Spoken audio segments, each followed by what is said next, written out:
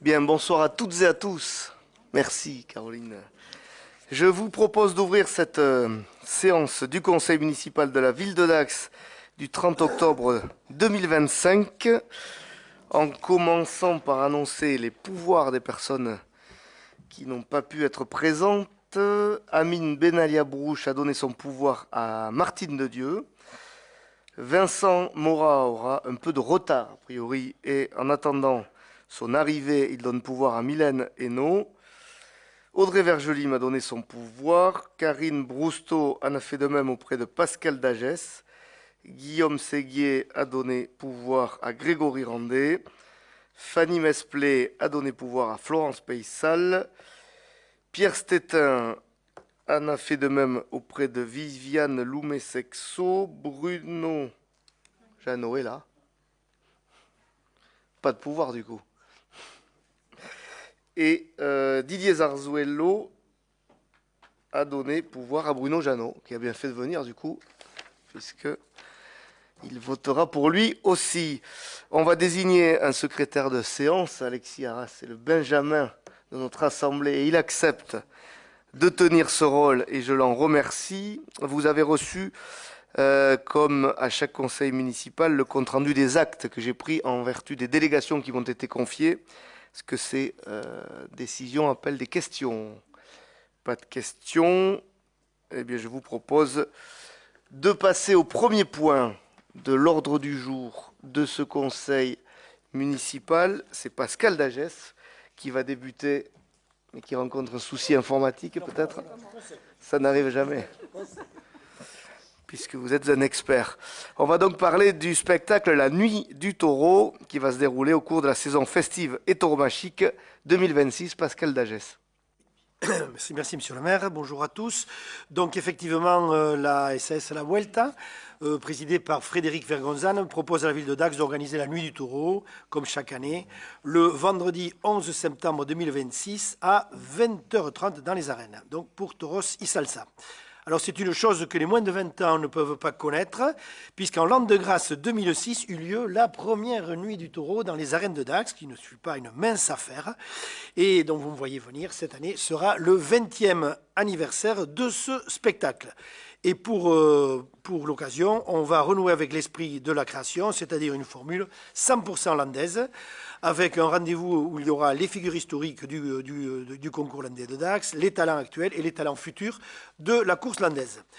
La SAS La Vuelta sollicite pour cette édition anniversaire l'ouverture anticipée évidemment de la billetterie pour qu'à Noël, eh bien, certains puissent se mettre un petit cadeau au pied du sapin.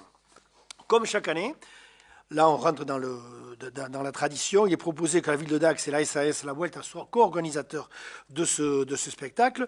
Donc, la ville prendra en charge, comme chaque année, la mise à disposition des arènes, les vestiaires et les douches du stade Maurice Boyau, le matériel, le personnel nécessaire à l'enlèvement d'un taureau mort, non pas qu'on tuera, mais on ne sait jamais.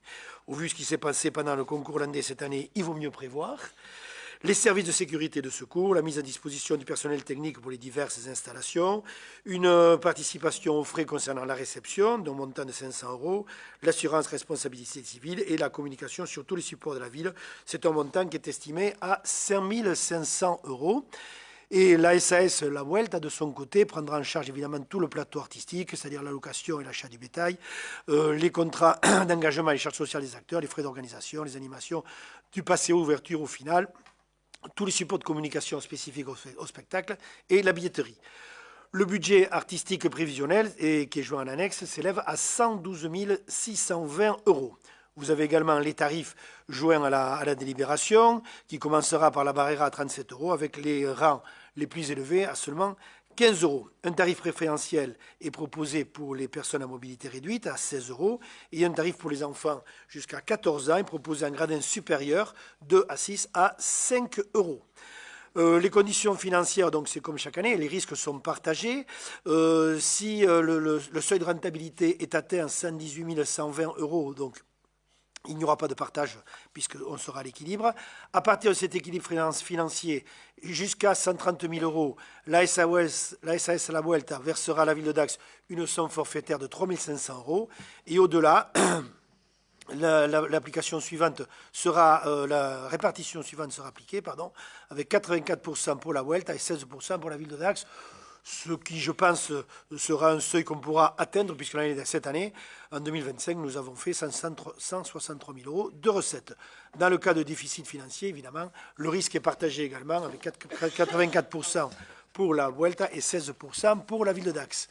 La vente sera effectuée par le personnel de la ville à la billetterie des arènes et ça sera disponible donc, comme je vous l'ai dit en début, à partir du 17 novembre 2025. Il y aura les différents tarifs aussi de frais d'envoi à 6 euros, de frais de billetterie à 25 euros par série de 500 billets pour les groupes et les frais de gestion comme d'habitude à 1,50 €. Quant au remboursement des billets, il sera possible pour cause de report du spectacle ou d'annulation ou alors s'il y avait un impératif lié à l'organisation. Les crédits, évidemment, seront versés au budget primitif des fêtes de Dax. Il sera donc demandé au conseil municipal de bien vouloir autoriser, s'il n'y a pas de question, bien sûr, autoriser l'organisation de ce spectacle dans les conditions citées ci-dessus, d'autoriser Monsieur le maire à signer les conventions de co-organisation et de prestation de billetterie avec la SAS La Vuelta, de fixer les tarifs relatifs à la prestation de billetterie, frais d'envoi et frais de gestion tels que proposés ci-dessus, d'autoriser Monsieur le maire à signer tous les documents relatifs à ce dossier. Merci. Y a-t-il des questions? Pas de questions. On va donc passer au vote. Qui est pour? Qui est contre? Qui s'abstient? La délibération est votée à l'unanimité. Merci. Dans sa grande connaissance de l'ordre du jour de ce conseil, Pascal Dagès faisait allusion au sapin de Noël, au pied duquel on pouvait déposer des places. Du coup, ça va nous permettre de parler du concours de décoration de sapin de Noël 2025, point numéro 2. Elle a tenu à rapporter cette délibération et a donc demandé à Amine Benalia de ne pas être présent ce soir. C'est donc Florence Payssal qui nous rapporte cette délibération. Merci, Monsieur le maire. Chers collègues, dans le cadre des animations organisées par la ville à l'occasion des fêtes de Noël, il est proposé de renouveler le concours de décoration de sapins des quartiers de la ville. La ville de Dax offrira 9 sapins installés sur l'esplanade de Gousbert-du-Pin qui seront décorés simultanément par les bénévoles des associations. Un jury constitué d'élus, membres de la commission vie associative et sport et à part égale de représentants des associations, sera chargé d'apprécier les productions et animations réalisées au regard du thème proposé, qui est cette année Mon sapin vintage. Les sapins seront ensuite exposés dans les halles jusqu'au 4 janvier 2026. Un règlement du concours prévoyant les modalités d'organisation a été rédigé. Il a pour objet d'inciter les habitants et les bénévoles à participer activement à la confection des décorations du sapin dédiées à chaque quartier et à prendre part à cette action collective qui vise surtout à renforcer le lien social sur les différents territoires de la cité thermale. En fonction des critères, des prix collectifs seront attribués et viendront symboliquement remercier et encourager les amicales lauréates. Le concours se déroulera le samedi 13 décembre 2025 de 14 à 16 h sur l'esplanade. Après avoir établi le palmarès de ce concours, la ville de Dax organisera une remise de prix à 17 h. S'il y a des questions. Pas de questions. Il sera demandé au conseil municipal de bien vouloir approuver l'organisation d'un concours de décoration de sapins pour l'année 2025, approuver le règlement du concours de décoration de sapins de Noël 2025 et autoriser Monsieur le maire à signer tous les documents relatifs à ce dossier. Merci. On va donc passer au vote. Qui est pour? Qui est contre? Qui s'abstient? Voté à l'unanimité. Merci. Je vais maintenant laisser la parole à Mylène Hainaut pour le point numéro 3. Il s'agit de l'adoption d'un avenant à la convention acte dans le cadre de la dématérialisation des actes déposés en préfecture. Merci, Monsieur le maire. Bonjour à tous, ou bonsoir plutôt à tous. Alors, la ville de Dax a une obligation légale de soumettre ses actes au contrôle de légalité. Elle dispose à cet effet depuis le 26 mars 2007 d'une convention pour la télétransmission qui avait été signée avec la préfecture des Landes. Et afin d'uniformiser ces procédures, la ville a décidé de changer de tiers de télétransmission. Il s'agira à présent du dispositif de télétransmission Landes publique exploité par l'opérateur syndicat mixte départemental Agence landaise pour l'informatique. Est-ce que vous avez des questions? Non. Pas de questions. Il est donc demandé au Conseil municipal de bien vouloir approuver le projet d'avenant annexé à la présente délibération qui vise le changement d'opérateur concernant la transmission électronique des actes et d'autoriser Monsieur le maire à signer avec Monsieur le préfet des Landes le dit avenant. Merci. On va donc passer au vote. Qui est pour? Qui est contre? Qui s'abstient? Voté à l'unanimité. Merci. Point numéro 4 maintenant, des admissions en non-valeur, toujours Mylène Hénault. Alors, le trésorier municipal a transmis à la ville plusieurs listes de créances éteintes. Ce sont des jugements de surendettement ou de liquidation clos pour insuffisance d'actifs ou irrécouvrables pour des poursuites inopérantes sur le budget principal. La compétence eau potable et assainissement a été transférée, comme vous le savez, au 1er janvier 2020 à la communauté d'agglomération du Grand Dax. Toutefois, tous les restes à recouvrer, les créances irrécouvrables concernant ces domaines pour ce qui concerne l'antériorité est pris en charge par le budget principal de la ville de Dax par reprise d'une partie de la provision constituée à cet effet. Alors, les listes qui sont présentées, c'est pour un total de 90 904,59 € sur le budget principal, dont 58 446,95 € TTC pour la part eau potable assainissement, et 32 457,64 € pour la part ville. Est-ce que vous avez des questions? Non. Pas de questions.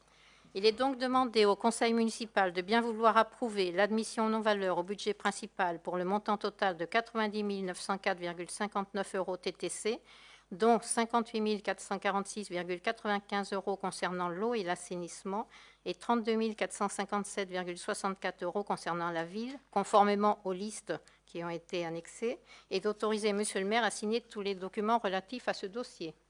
Merci. On passe au vote. Qui est pour? Qui est contre? Qui s'abstient?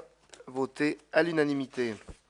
Point numéro 5, des reprises de provisions budgétaires. Mylène Hénault. Alors, une délibération en date du 17 décembre 2020 a permis la constitution d'une provision budgétaire pour créances irrécouvrables à hauteur de 940 000 € afin de faire face au reste à recouvrer des anciens budgets annexes de l'eau potable, de l'assainissement et du laboratoire. Alors, il y a eu plusieurs délibérations qui ont décidé en 2021, 2022, 2024 pour des reprises partielles à concurrence de 28 500 €, 37 000 € et 72 500 €. Et le solde de la provision au 1er janvier 2025 s'établissait à 802 000 €. Il revient au budget principal de la ville de prendre en charge les créances irrécouvrables éteintes et prescrites relevant de ces anciens budgets annexes de l'eau et de l'assainissement.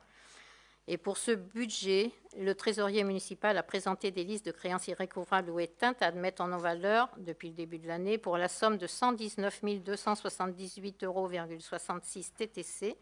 Il y a donc lieu de procéder à une reprise partielle de la provision pour la somme arrondie de 120 000 €. Il restera alors sur la provision 682 000 €. Est-ce qu'il y a des questions? Pas de questions. Il est donc demandé au Conseil municipal de bien vouloir décider de la reprise partielle de la provision constituée pour faire face aux créances irrécouvrables ou éteintes issues des anciens budgets annexes eau potable assainissement à hauteur de 120 000 € par opération d'ordre budgétaire et d'autoriser Monsieur le maire à passer toutes les écritures comptables relatives à ces reprises de provision et signer tout document nécessaire s'y rapportant. Merci. On passe donc au vote. Qui est pour? Qui est contre? Qui s'abstient? Voté à l'unanimité. Point numéro 6, les décisions modificatives pour l'exercice 2025. Mylène Hénault. Alors, il y a une DM sur le budget principal et sur le budget annexe des fêtes. En ce qui concerne le budget principal, la délibération est équilibrée en dépenses d'investissement à hauteur de 40 000 € et sur la section de fonctionnement à hauteur de 153 000 €. Sur la section d'investissement, je vais relater les dépenses nouvelles qui ont été inscrites sur cette décision modificative. Il y a en premier lieu une reprise de provision de l'eau, donc c'est ce qu'on vient de voir tout à l'heure, ce qu'on a voté, 75 000 €. Les dépenses nouvelles, c'est un complément pour remplacement de lampes dans les rues piétonnes pour 7 000 €, un complément de crédit pour éclairage boulevard des Sports et Berge de la Dour pour 12 000 €, l'éclairage de la passerelle pour 104 000 €, un enfouissement rue d'Argoubet pour 60 000 €, Des travaux sanitaires à l'école Sully pour 74 000 €. Le Bois de Boulogne, la remise en état des allées qui mènent aux Jeux pour 30 000 €. Et enfin, un local stockage et vestiaire boyaux pour les agents pour 30 000 €. Ce sont les dépenses nouvelles. Alors, à l'intérieur, on a donc fait des dépenses en moins sur certains crédits qui étaient inscrits au budget et qui n'ont pas été réalisés. Donc, c'est pour cela que nous arrivons à 40 000 € en dépenses au final. Et en recettes, nous avons des compléments de crédit pour amortissement 2025 à 40 000 € que l'on va retrouver en section de fonctionnement en dépenses. Sur la section de fonctionnement, nous avons donc un complément de crédit en dépenses de 40 000 €. C'est les amortissements pour les biens qui sont maintenant au prorata temporis depuis la M57. Nous avons le FPIC pour un reversement de 20 000 €, un abattement du casino pour les manifestations artistiques à hauteur de 8 000 € et un complément de crédit pour les créances éteintes puisqu'on n'avait provisionné que 35 000 € et là on rajoute 85 000 €. En recettes, donc, ce qui nous fait 153 000 €. En recettes, on a la reprise de la provision pour eau qu'on avait en dépenses d'investissement. Le FPIC, moins 5 000 €. Une dotation solidarité urbaine pour 65 000 € en plus et des intérêts à compte à terme pour 18 000 €, ce qui nous fait 153 000 € de recettes. Pour le budget de la ville, c'est donc équilibré. Sur le budget des fêtes, cela concerne la section uniquement de fonctionnement et la section dépenses. Nous avons moins 20 500 € en contrat de prestation de services et du transfert de crédit du chapitre 012 et 65. Nous avons en plus les salaires des toreros pour 10 000 € en plus et pour les navettes plus 10 500 €, ce qui nous fait une section de fonctionnement dépenses à 0. Est-ce que vous avez des questions? Pas de questions. Oh, pardon, il faut que je dise les attendus. Est-ce que vous voulez que je meuble? Non. Il est donc demandé au Conseil municipal de bien vouloir adopter les décisions modificatives concernant le budget principal et le budget annexe des fêtes, tels que figurant dans les tableaux ci annexés, et d'autoriser Monsieur le maire à signer tous les documents relatifs à ce dossier. Merci. On passe donc au vote. Qui est pour? Qui est contre? Qui s'abstient? Donc voté avec 28 voix pour et 7 abstentions. Merci. On passe au point numéro 7 qui concerne la participation à la complémentaire santé dans le cadre d'une procédure de labellisation dans le cadre plus général de la protection sociale complémentaire. Mylène Hénaud, toujours. Alors, le cadre réglementaire issu de l'ordonnance du 17 février 2021 et d'un décret du 20 avril 2022, ceci impose aux employeurs publics de participer financièrement à la protection sociale complémentaire de leurs agents dans des volets prévoyance et santé. Si vous vous souvenez, depuis le 1er janvier 2025, l'obligation de participation à la prévoyance s'applique. La collectivité a fait un choix fort avec un contrat collectif à adhésion facultative. C'était avec Territoria Mutuelle. C'était assorti d'une participation employeur élevée, fixée à 50% de la cotisation due par l'agent. Je vous informe que pour la ville, cela représentait une dépense de 89 000 € pour l'année 2025. À compter du 1er janvier 2026, l'obligation porte désormais sur la santé, avec un plancher fixé à 15 € brut mensuels par agent. Là aussi, si vous vous souvenez, nous avions mandaté le centre de gestion 40 pour faire les appels d'offres, qui lui-même a mandaté d'autres CDG. Et dans les appels d'offres, malheureusement, il n'y a qu'une seule offre, la MNT, qui est venue se situer donc sur le volet santé. Et dans le cadre du volet santé, il est proposé d'appliquer donc dès le 1er janvier 2026 le niveau minimal légal de participation employeur fixé à 15 € brut mensuels par agent, ce qui va représenter environ une dépense de 40 000 € pour la ville, et de retenir dans un premier temps le dispositif de la labellisation permettant aux agents de conserver une liberté de choix dans leur couverture santé, d'organiser au premier semestre 2026 en partenariat avec la MNT des réunions d'information et des permanences afin de présenter le contrat collectif issu de l'appel d'offres du centre de gestion et de permettre aux agents d'en mesurer l'intérêt pour eux au regard des garanties et tarifs proposés, de conduire avant l'été 2026 une enquête complémentaire auprès de l'ensemble des agents afin d'éclairer la décision stratégique qui devra être prise au 1er janvier 2027 maintien du dispositif de labellisation ou adhésion au contrat collectif proposé par la MNT. Ce processus progressif et participatif a recueilli un avis favorable à l'unanimité au CST, Comité social territorial, et une communication spécifique sera menée en ce sens auprès des agents. Cette proposition est formulée au regard des arguments suivants, je ne vais pas tous les lister, mais c'est un déploiement progressif et prudent parce qu'il faut se dire qu'il y a un sondage qui a été fait auprès des agents, mais très peu ont répondu, que 35% ont répondu seulement. C'est un dispositif complexe, etc. Est-ce que vous avez des questions? Pas de questions. Il est donc demandé au Conseil municipal de bien vouloir approuver la participation au financement des contrats et règlements labellisés auxquels les agents de la ville de Dax choisissent de souscrire dans le domaine de la santé à compter du 1er janvier 2026, de fixer le montant mensuel de la participation à 15 € brut par agent. Il est précisé que la participation de la collectivité ne peut être supérieure au coût réel de la cotisation et n'est pas proratisée en fonction du temps de travail, et d'inscrire les crédits nécessaires au budget des exercices correspondants et d'autoriser Monsieur le maire à signer tous les documents relatifs à ce dossier. Merci. On passe donc au vote. Qui est pour? Qui est contre? Qui s'abstient? C'est voté à l'unanimité. Merci. Et on va maintenant passer la parole à Martine Heridia pour un avenant, le numéro 14, à la convention de gestion et d'exploitation du crématorium municipal dans le cadre de la DSP qui nous lie à l'exploitant. Martine Heridia. Merci, monsieur le maire. Bonsoir à tous. Donc, comme vient de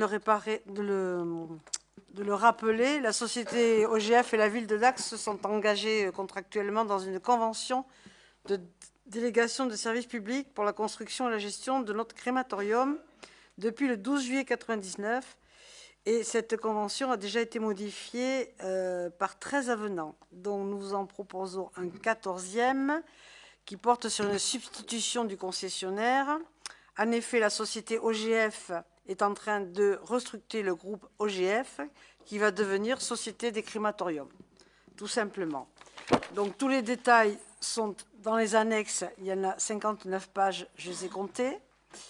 J'espère que tout le monde aura bien lu, donc les services ont bien vérifié que tous les justificatifs étaient là. Bon, le plus important, c'est que cette substitution sera sans impact sur la gestion et l'exploitation du crématorium de Dax. Voilà, donc c'est juste un changement de nom de la société mère. Avez-vous des questions? Non. Non.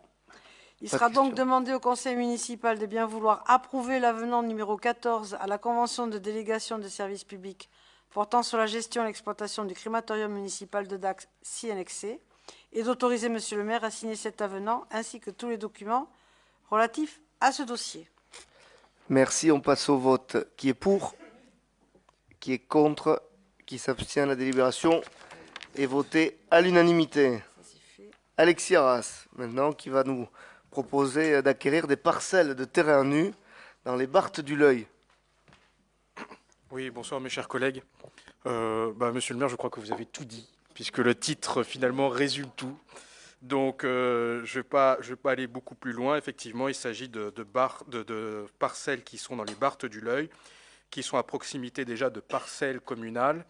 Et donc, dans un souci de meilleure gestion de nos parcelles et un peu de cohérence et d'optimisation, on a accepté une demande qui a été faite par les consorts du Preuil de nous céder à l'euro symbolique un certain nombre de fonciers qui seront désormais gérés dans le cadre de notre convention avec l'Office national des forêts, sujet que Martine Heridia maîtrise beaucoup mieux que moi. Donc moi je fais un peu ne la lancez pas. Non, mais moi je fais un peu la boîte aux lettres foncières ce soir. Voilà. Donc il est demandé au conseil municipal de bien vouloir approuver l'acquisition auprès des consorts du Preuil des parcelles de terrain nu cadastrées BM numéro 10, 6 lieux Gramassens, BM numéro 85 et 86, 6 lieux dites Barthes du L'Oeil pour une contenance de 14 928 mètres carrés au prix de l'euro symbolique, d'autoriser monsieur le maire à signer l'acte authentique de transfert de propriété qui sera reçu par maître Montes, notaire à Dax, ainsi que tous les documents relatifs à ce dossier. Merci. Des questions? Non. On passe au vote. Qui est pour? Qui est contre? Qui s'abstient? voté donc à l'unanimité. Nous serons donc bientôt les heureux propriétaires de cette parcelle. Point numéro 10, qui est aussi le dernier, avec le renouvellement de la convention de mission d'accompagnement avec le CAE, toujours Alexis Arras. Oui, là c'est pareil, je crois que le titre dit tout. C'est une convention qu'on a l'habitude de voir chaque année, donc je vais vous épargner la même logorée annuelle, c'est-à-dire que le CAUE est un organisme qui nous accompagne pour améliorer la qualité des projets immobiliers, la qualité architecturale, la qualité paysagère, travailler sur l'insertion dans les quartiers, etc. Et donc il s'agit d'une prestation qui s'élève à 6 700 € par an. Et donc il s'agit tout simplement de renouveler ce partenariat qu'on a depuis 2019, donc depuis maintenant 6 ans, qui fonctionne bien. Voilà. Et donc il s'agit tout simplement de continuer une méthode qui fonctionne bien sur la préinstruction des permis de construire. Donc il est demandé au conseil municipal de bien vouloir approuver le projet de convention d'accompagnement du CAUE, annexé à la présente délibération pour une durée de 1 an, et ce, à compter du 16 novembre 2025, et d'approuver la contribution financière de la ville de Dax d'un montant de 6 700 € au CAUE relative à la mission d'accompagnement du CAUE, et d'autoriser Monsieur le maire à signer la convention, les avenants, ainsi que tous les documents relatifs à ce dossier. Merci. S'il n'y a pas de questions, on va passer au vote. Qui est pour? Qui est contre? Qui s'abstient? Voté à l'unanimité. Merci. Écoutez, on a épuisé l'ordre du jour. Peut-être pas les participants, mais en tout cas, on peut lever la séance. Merci beaucoup. Bonne soirée.